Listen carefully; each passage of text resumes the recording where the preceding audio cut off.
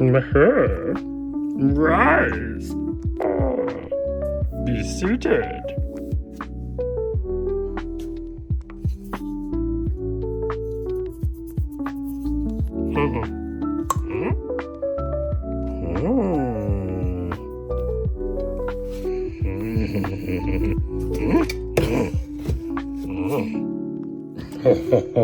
Drunken trunk.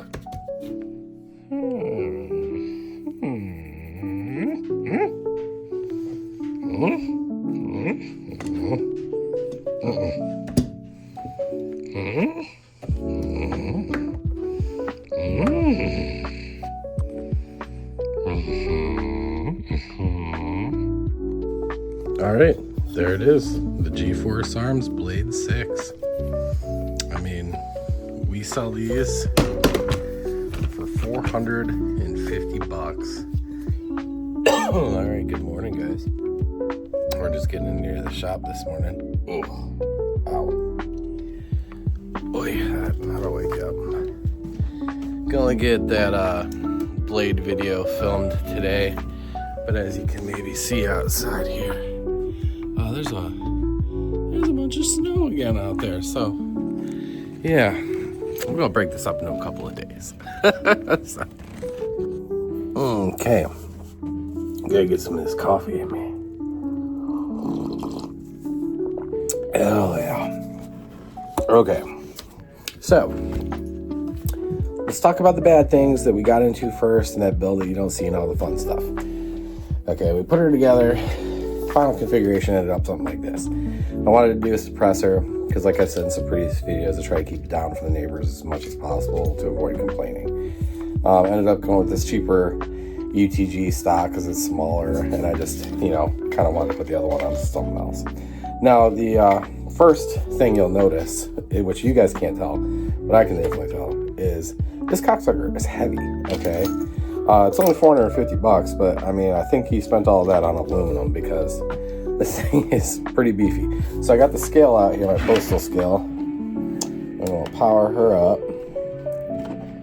And let's make sure she's on pounds. Yep, she's on pounds and she's at 0. So I'll pop that on there.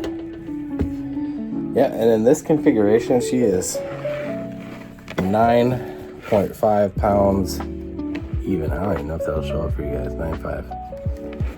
Okay, so 9.5 even, the way I built her out. And now mind you, you don't have to do it the way I did it. You can do it with lightweight stuff, I'm not building that to any performance metric. I just think it looks cool, I'm a guy that owns a gun store and then runs around in my backyard doing some shooting with my friends for a couple of hours every once in a while, I am not a competition shooter. I am not some, big deal guy. I'm just some dude like the rest of you. Okay, so regular factory one comes in at 6.1 pounds, okay? So we added some weight, but I mean, 6.1 pounds all by itself, whew, kind of heavy, or at least it feels pretty heavy. It doesn't sound like a lot, but it feels pretty heavy. So the other thing, I will say all the Picatinny and everything on the gun was relatively within what you would expect for tolerances. There wasn't any whack Picatinny that stuff wouldn't clamp down on. The machining seems to be fairly decent, although kind of rough. There's some sharp edges and stuff like that. But that's what you're getting for $450. You're not getting a whole lot of finishing passes. You know what I mean?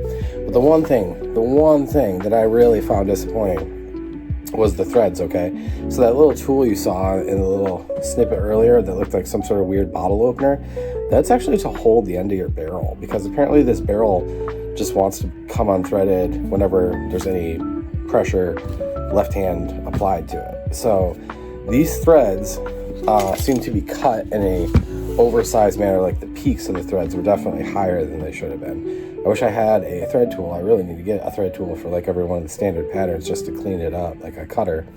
But this one was obviously machined and then also coated with something, whatever this black is, whether it's, a nitride coating or whatever it is. But they put the coating over the threads that they cut, and that, again, increased the tolerances, brought it up. So when I tried to screw anything on that had accurate tight threads, like a suppressor or something, I was getting 1 or 2 threads in it, and it was just stopping, and I was like, oh, am I cross-threading this? And so I took something else, took an old A2 flash hider and just ran it on there a little bit, ran it back, ran it on there a little bit, ran it back, and you could see it was starting to just shave those threads down to like what normal acceptable would have been.